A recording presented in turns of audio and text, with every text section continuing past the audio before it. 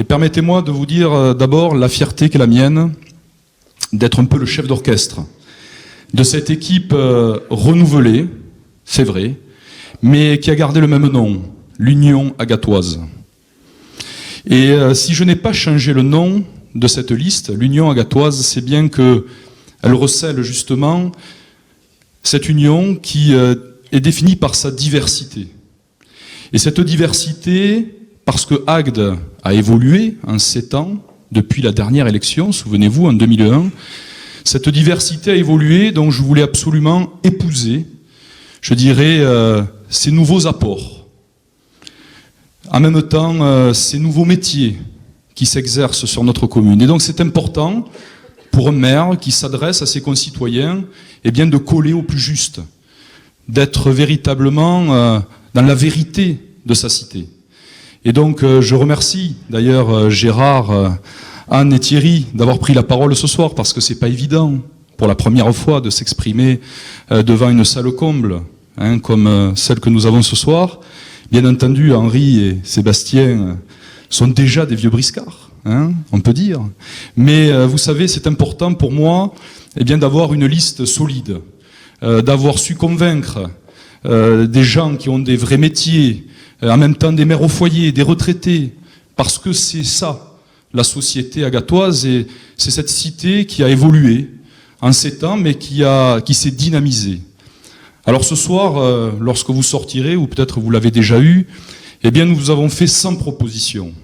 100 propositions pour continuer cet élan que nous avons impulsé sur cette ville d'Agde. Et je le sais parce que je vous rencontre tous les jours, beaucoup nous demandent encore des choses. Mais nous ne voulons pas promettre ce que nous ne pourrons pas tenir. Et je pense que Henri a eu raison de le rappeler, nous avons toujours dépensé l'argent public en respectant le contribuable. Ça a toujours été notre leitmotiv, ne pas dépenser plus que ce que nous avions, que les richesses de la ville d'Agde nous donnent. Et Dieu sait qu'elles sont nombreuses. Nous avons voulu coller au plus près de vos préoccupations, et Sébastien l'a rappelé à travers les comités de quartier que nous avons créés alors que nous n'étions pas obligés de le faire. Et donc autant d'actions qui nous permettent aujourd'hui de vous regarder droit dans les yeux, de regarder cette ville droit dans les yeux en disant « Regardez ce que nous avons accompli ». Nous avons maîtrisé les dépenses que nous avions trouvées dans un état catastrophique, hein, quand notre ami Régis avait quitté la ville d'Agde après 12 ans de règne. Il nous revient d'ailleurs aujourd'hui après 5 ans d'absence, comme s'il avait toujours été là. Nous avons rétabli la sécurité sur cette ville. Alors, il reste encore du travail, mais vous savez, lorsque le préfet et le procureur de la République viennent nous dire l'insécurité a baissé dans Agde de 25%, c'est un quart de délits en moins commis tout au long de l'année dans cette commune. Et vous le savez, la sécurité, c'est non seulement un atout pour la vie quotidienne et la qualité de vie, mais c'est aussi un atout pour accueillir nos touristes, pour accueillir tous nos visiteurs. Et c'est un atout aussi pour accueillir tous ces nouveaux habitants que vous êtes. Souvenez-vous, en 2001, nous étions un petit peu moins de 20 000. Aujourd'hui, nous sommes 24 500. Eh bien, moi, je dis, il vaut mieux une ville qui se développe, certes, en maîtrisant, et je vais en parler tout à l'heure, son développement, qu'une ville qui s'affaiblit, une ville qui perd des habitants. Et puis, tous ces gens que vous êtes, tous ces nouveaux habitants viennent des 4 coins de France. Et s'ils ont choisi Agde pour y élire domicile, c'est qu'ils s'y sentent bien. Et je dirais donc véritablement, ce sentiment de bien-être, eh bien, nous devons l'entretenir. Nous devons toujours avoir un temps d'avance. Et c'est pour cela que pendant 7 ans, nous avons bâti un programme sur une vingtaine d'années, parce que lorsqu'on fait de la politique, au sens noble du terme, c'est la vie de la cité, eh bien, il faut regarder devant. Et nous l'avons appelé Agde, archipel de vie. Et Agde, archipel de vie, ça nous semblait véritablement faire ressortir les particularités de cette commune. D'un côté, le centre historique d'Agde, de l'autre, le gros d'Agde, avec la Tamaricière, je dirais avec son esprit, cet état d'esprit de pêcheur, dont je suis issu un petit peu, hein, moi, enfant du Gros d'Agde, petit-fils de pêcheur, et puis la station balnéaire du Cap d'Agde, cette station de pionniers, où des gens sont venus investir parce qu'ils ont cru au développement de cette station. Et souvenez-vous, C'était en 1965, la mission Racine du général de Gaulle. Et puis ensuite, les premiers coups de pelle, 1968, avec un certain Pierre Leroy-Beaulieu, qui était d'ailleurs le dernier député, avant moi, de cette commune. Et donc aujourd'hui, nous avons des enjeux très importants à relever. Et je pense que, véritablement, chacun doit prendre conscience du chemin parcouru. Et pendant 7 ans, nous avons respiré cette ville, parce que la politique locale, c'est une histoire d'amour, avec une cité. Et c'est vrai que nous tous qui sommes assis là ce soir, nous sommes soit nés dans cette ville, soit nous y avons grandi, soit nous avons, encore une fois, adhéré à cette commune. Mais quel que soit le parcours de chacun, eh bien, nous l'aimons.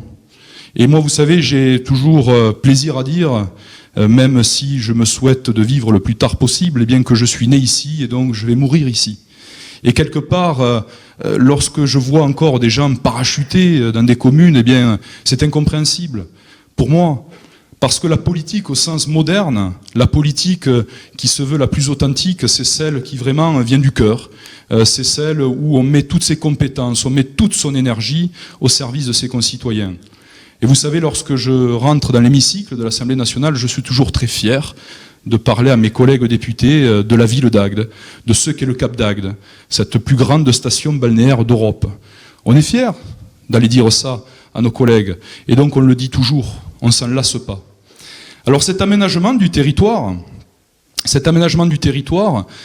je veux vraiment vous l'expliquer ce soir, avec une carte. Il a toujours été fait dans ce triptyque de l'archipel de Vie, avec Agde, le Cap d'Agde et le Gros d'Agde. On entend beaucoup de critiques, par exemple, sur le quartier des Quérés. Mais moi, ce soir, je vais vous expliquer exactement la vérité sur le quartier des Quérés. Le quartier des Quérés, il était prévu de l'urbaniser suite à la révision du POS, qui a été engagée en 1999. Une révision du POS, c'est le plan d'occupation des sols, et c'est tous les 10 ans. Et d'ailleurs, nous aurons à mener une prochaine révision. La prochaine équipe en place devra mener une nouvelle révision du plan d'occupation des sols. Dans ce plan d'occupation des sols, il était prévu d'aménager 4 quartiers. Les Quérés, le Capiscol, la Prunette et Malfato. Donc pour ceux qui ne connaissent pas exactement les lieux, vous avez des patates sur l'image qui est à l'écran. Et donc, à travers, je dirais, ces quartiers, vous voyez, les Quérés, c'était la dent creuse de la ville d'Agde. Et donc, il y avait un coefficient d'occupation des sols qui était prévu par mes prédécesseurs de 0,80, c'est-à-dire 0,8, ça veut dire, en gros, 800 mètres carrés par 1000 mètres carrés. Et donc, à cette époque-là, ça faisait 15 ans que ce quartier attendait d'être urbanisé. Bien entendu, lorsque je suis arrivé, à la fois, je dirais, depuis 15 ans, les gens attendaient que ce quartier s'urbanise. Nous avons lancé l'opération. Et aujourd'hui, vous le voyez, c'est un chantier. Mais ce que je veux quand même préciser, c'est qu'au milieu de ce nouveau quartier, parce qu'on a entendu tout et n'importe quoi, il y en a même qui sont allés dire que c'était pour faire venir des banlieusards que j'avais fait ce quartier. Aujourd'hui, vous voyez, à Noulès, ils travaillent tous les jours, et d'autres, ils travaillent beaucoup, parce que dans ce quartier, aujourd'hui, des Quérés, il y a 40% dédiés aux activités privées et aux activités d'entreprise. Il y a à peu près 400 emplois, aujourd'hui, qui se pratiquent dans le quartier des Quérés. Et 400 emplois, c'est important pour une ville comme Agde. Il y a des logements d'accession à la propriété, les premiers quasiment qui ont été faits dans l'Hérault. 25 logements d'accession à la propriété qui ont permis à des jeunes familles agatoises de pouvoir enfin être propriétaires sur Agde. Il y aura une maison de retraite. Et il y aura bien entendu des espaces verts, parce que les espaces verts, on les fera quand le quartier sera terminé. Et donc je dirais, il y a aussi des activités commerciales qui empêchent, je dirais, la fuite commerciale vers la ville de Béziers. Parce que pendant des années, on n'entendait que dire « oui, les gens vont acheter à Béziers ». Eh bien, moi, je préfère que les Agatois consomment à Agde. Et justement, viennent enrichir ceux qui travaillent à Agde. Et je dirais que tous les nouveaux habitants qui ont pu s'installer à Agde, eh bien, ils le font dans les Quérés. Et aujourd'hui, vous savez, tous les gens que je croise, bien entendu, lorsque ce chantier sera terminé, il sera plus agréable à vivre. Mais vous verrez, les gens qui habitent dès aujourd'hui dans ce quartier, ils vivent bien et sont heureux d'être à Agde. Alors, bien entendu, lorsqu'on voit ce quartier des Quérés, Vous voyez, celui de la Prunette était prévu sous le même, je dirais, les mêmes règles. Et celui de la Prunette, je l'ai bloqué. Pourquoi je l'ai bloqué ? Parce que tout simplement, nous avons voulu respecter notre engagement, c'est-à-dire maintenir cette ceinture verte qui partage le Gros, le Cap d'Agde. Pourquoi maintenir une ceinture verte ? Parce qu'on voulait maintenir l'identité de ces territoires. L'identité où chacun, finalement, y exprime sa diversité. Et donc maintenir cette ceinture verte, c'est nous qui l'avons adoptée sous forme de zone de protection du patrimoine et du paysage. C'est notre municipalité qui l'a adoptée. Et donc maintenir cette ceinture verte, c'était tout simplement en cohérence avec ce que nous avions promis aux Agatois. Et donc le quartier de la Prunette, qui devait se faire avec les mêmes règles que celui des Quérés, nous avons dit non, on ne veut pas un quartier avec des immeubles, parce que c'est pas de ce côté que nous le voulons. Et aujourd'hui, la preuve en est, c'est que le quartier du Capiscol, celui qui est situé au nord de la zone Intermarché, mon prédécesseur avait prévu de nouvelles grandes surfaces.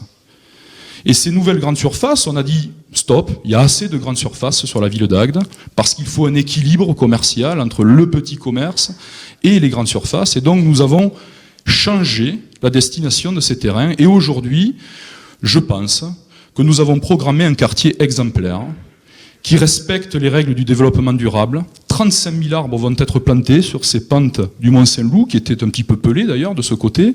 Ça va nous permettre en même temps de sécuriser l'accès au collège privé, qui est un petit peu plus haut.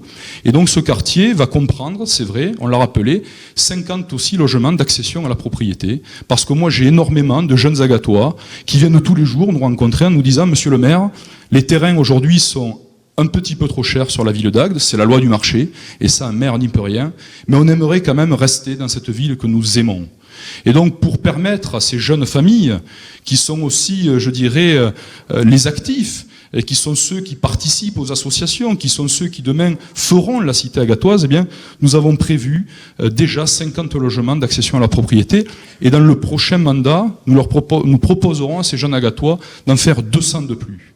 Parce qu'il nous semble qu'aujourd'hui, pour que les gens respectent au mieux leur habitat, il faut qu'ils en soient propriétaires. Et pour en être propriétaires, eh bien, il faut le leur permettre en fonction de leurs revenus. Et vous savez, moi j'ai à cœur, bien entendu, que tout le monde ait un emploi sur cette commune. Et c'est vrai que le chômage est un petit peu plus important chez nous qu'ailleurs, parce que nous avons une activité très saisonnière.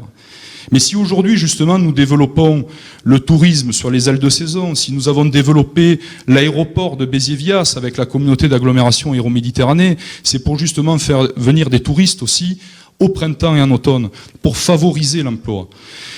Et nous avons quand même créé sur ce mandat 18% de plus d'emplois. 18% de plus d'emplois qui profitent à nos jeunes. Et lorsque j'entends nos adversaires nous dire que nous sommes dans une ville mouroir, quel respect ont-ils pour les gens qui vivent dans cette ville? Mais je dirais, briguer le mandat auprès de ses concitoyens lorsqu'on traite finalement sa ville de ville mouroir, on se demande pourquoi ces gens viennent encore aux élections se manifester après 5 ans d'absence. Moi, vous savez, je suis très fier de compter dans notre cité 2500 enfants scolarisés. Et si nous avons créé 2 écoles supplémentaires, et nous allons en ouvrir une 3e, mais j'y viendrai tout à l'heure, au barycentre de la commune, c'est bien parce qu'il y a de plus en plus de naissances sur cette ville, de plus en plus de gens qui s'installent. Et c'est donc toute cette diversité qu'il nous faut respecter. Et vous savez, le dernier quartier de Malfato, celui qui est le plus près du rivage, entre le Gros et le Cap d'Agde, eh bien, nous voulons absolument faire un éco-quartier. Un éco-quartier, c'est quoi? Parce qu'on entend tous parler en ce moment de développement durable, de Grenelle de l'environnement. Mais un éco-quartier, c'est tout simplement un quartier qui respecte l'environnement. Et Richard Druille le sait. Pendant ces années, nous avons respecté l'environnement. Nous avons aujourd'hui une station d'épuration qui est une des stations d'épuration les plus modernes de France. Nous avons un sécheur de boue, dont les boues séchées ensuite servent de combustible aux cimenteries. Nous avons développé les réseaux d'assainissement dans tous les quartiers du Gros. Nous sommes en train actuellement encore de les développer pour aller chercher les eaux usées chez nos concitoyens parce qu'on leur doit ça.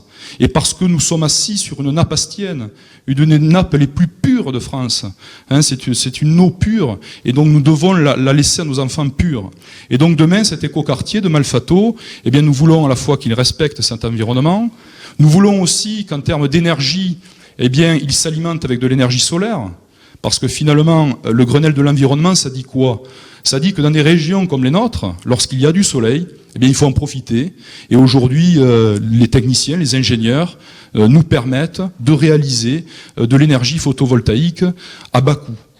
Et donc demain, d'ailleurs, nous avons prévu une ferme photovoltaïque au niveau de la décharge du Petit Pioche, si le préfet nous y autorise, et nous sommes en train déjà d'y travailler. Donc autant, je dirais, de préservation, d'actes de préservation de l'avenir, parce que notre environnement, et je pense que Thierry Nadal en a parlé un petit peu tout à l'heure, la philosophie de l'eau, eh bien, c'est pour nous très important. Respecter cet environnement, c'est aussi léguer une commune à nos enfants, eh bien, qui gardent ce cachet auquel nous sommes tous attachés. Et c'est pour cela que cet aménagement du territoire, eh bien, nous le voyons comme ça. Et donc, au cœur de cette commune, eh bien, qu'est-ce qu'il y a? Il y a donc cette fameuse zone paysagère. Mais une zone paysagère en friche, ça n'intéresse personne. Aujourd'hui, autour des radars, vous avez des gens qui viennent vous dire « Oh là là, c'est vrai que c'est bien d'avoir une zone naturelle, mais excusez-moi, cette zone naturelle, aujourd'hui, elle n'attire pas les foules. Hein, il n'y a que des friches, il y a parfois des décharges sauvages. Donc nous devons occuper cette zone. Donc qu'est-ce que nous avons fait? Nous avons commencé à l'occuper en mettant un stade de rugby. Un stade engazonné synthétique pour que les enfants viennent pratiquer le sport. Et comme cette zone est située au cœur de la commune, que ce soit les enfants du Cap, du Gros ou d'Agde, bien tous peuvent y venir de manière égale. Donc cette zone dédiée au sport, avec cette école du littoral que nous avons baptisée école du littoral juste à côté pour délester les écoles du Cap et du Gros, eh bien forme un ensemble ludique et sportif. Alors c'est vrai que nous avons à cœur de réussir ce centre aquatique. Oh, qu'est-ce qu'on n'a pas entendu sur ce centre aquatique? Ce centre aquatique qui, je le rappelle, va être porté aujourd'hui par la communauté d'agglomération, oui, parce que nous sommes la ville-centre, nous sommes entre guillemets, la capitale d'une agglomération. La région n'en compte que 9, et ça aussi c'est une fierté de l'avoir mise en place. Et donc ce centre aquatique, c'est pas simplement une piscine où on viendra barboter. C'est une piscine, c'est un bassin d'apprentissage, et André Taubena y tient à ce qu'on leur rappelle tout ça, pour à la fois les grands et les petits, mais ce sera aussi des pentaglisses pour permettre aux touristes qui sont dans les campings, qui viennent justement sur nos côtes, et les jours de mauvais temps, en avant et en après-saison, eh bien ça permettra des gens de venir se détendre. Il y aura aussi des hammams, des saunas, donc ce sera véritablement un centre de bien-être. Et je pense que réaliser un centre de bien-être sur une commune comme la nôtre, où il y a beaucoup d'eau, ça me paraît tout à fait judicieux. Et le poser au cœur de la commune, c'est pour permettre là aussi à toutes et à tous de venir justement se détendre dans ce centre de bien-être. Donc voilà quelle est véritablement notre vision de l'aménagement du territoire. Ce que je veux bien vous faire comprendre, c'est qu'elle est tout à fait cohérente. Et que nous n'avons jamais dévié de cette cohérence. Parce que justement, demain, dans la révision du POS, du plan d'occupation des sols, nous comptons préserver ce triptyque Agde, Gros d'Agde, Tamarissière et Cap d'Agde, et justement favoriser la rencontre de tous les Agatois dans ce secteur des Champs Blancs, qui va permettre à tout un chacun d'ailleurs de venir se retrouver en famille, et chacun y pratiquera le sport, pourra y pratiquer les balades, parce que nous comptons aussi y faire un cheminement piétonnier qui permettra à chacun justement de venir s'y retrouver. Alors ce qui nous importe aussi, parce que vous nous en parlez, c'est votre qualité de vie. Et vous savez, lorsque nous soignons votre qualité de vie, on soigne aussi la manière d'accueillir nos clients que sont les touristes. Et cette qualité de vie, elle se décline, je dirais, dans bien des domaines. Elle se décline, bien entendu, à travers les comités de quartier que nous avons mis en œuvre. Mais je pense que nous devons aller plus loin, parce que vous êtes nombreux parfois à nous dire un jour il y a une saleté là, un jour il y a un trou dans le trottoir là-bas, et donc ça fait partie, ça vous embête. Voilà, ce sont des petits détails qui vous embêtent, et c'est vrai que parfois les élus que nous sommes, et beaucoup d'élus se sont occupés de ce cadre de vie, nous devons mettre en place une véritable cellule qui puisse s'occuper de toutes les doléances de tous nos concitoyens qui sont de plus en plus nombreux. Et donc nous allons créer des observateurs de cadre de vie. Ce seront des fonctionnaires attitrés qui auront l'obligation de donner une réponse à nos concitoyens et une obligation de dire dans quel délai seront réalisées, je dirais, entre guillemets, les interventions. C'est pas des choses coûteuses. Parfois, vous avez des fois un sac poubelle qui va traîner dans une rue. Eh bien, pour aller chercher ce sac poubelle, voilà, vous aurez un téléphone, un numéro vert, et vous pourrez appeler, et les choses seront réglées. Parce que je pense que pour vivre bien en société, il faut aussi que chacun apprenne à respecter son cadre de vie.